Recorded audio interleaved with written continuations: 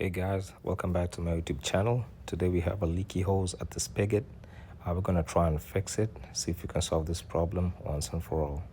As you can see here, this orange washer is probably was the problem is old and replacing it will fix the issue. So let's try that. You can get these washers from Lowe's, Home Depot, or Walmart. I got them from Lowe's. They come as a pack and you can get them from there and come and just replace it. And that should fix your problem. These are the washers on the Lowe's mobile app. So I just put in a brand new washer and we're gonna try it and see if it works. All right, moment of truth.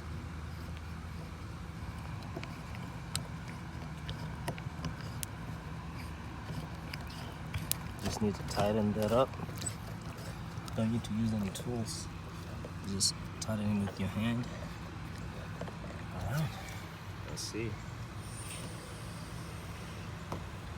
And it is good. Not a single leak. Very nice. That's how you do it, guys. Thank you.